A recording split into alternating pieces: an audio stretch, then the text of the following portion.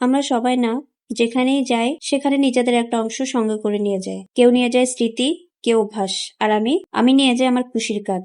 ভাই এবং বোনেরা, বাপের বাড়ি গিয়েছিলাম কয়েকদিনের জন্য, কিন্তু আমার একটা আলাদা পোটলা থাকবেই শুধু খুশির কাজের জন্য। কারণ ঢেকি স্বর্গে গেলেও ধান ভানে, আর আমি খুশি না করে থাকতেই পারি না। খাওয়া দাওয়া, আড্ডা, পরিবারের সাথে সময় সবই চলছে, কিন্তু মাঝখানে একটু সময় পেলেই আমি আবার আমার নিজের জগতে হারিয়ে যাই। এই সুতা, এই হুক, এগুলো আমার ভালোবাসা। যেখানেই যাই, যত ব্যস্ততায় থাকুক, এই কাজটা আমার মনকে শান্ত করে ভালো করে রাখে। তবে খুশি বলে না, যে কোনো হাতের কাজই আমার কাছে ভালো লাগে। তার মধ্যে শাটল টাইটিং, নিটিং, এগুলো কিন্তু আমার অনেক পছন্দের। এই টুপিটা বানালাম এখানে আমার বাপের বাড়িতে বসে, কারণ জায়গা বদলায়, সময় বদলায়, কিন্তু ভালোবাসা বদলায় না। তোমরা কি এমন কিছু করো যেটা যেখানেই যাও ছাড়তে পারো না? কমেন্টে জানিও। এটাই ছিল আজকে ছোট্ট একটা গল্প ফারহানাস কজি কর্নার থেকে। আর এমন গল্প আর হাতের কাজ দেখতে সাবস্ক্রাইব করে পাশে থেকো। আর হ্যাঁ, যারা পেজ থেকে দেখছো তারা পেজটাকে ফলো করতে ভুলো না। ভিডিওটা ভালো লাগলে অবশ্যই একটা লাইক দিতেও ভুলো না কিন্তু।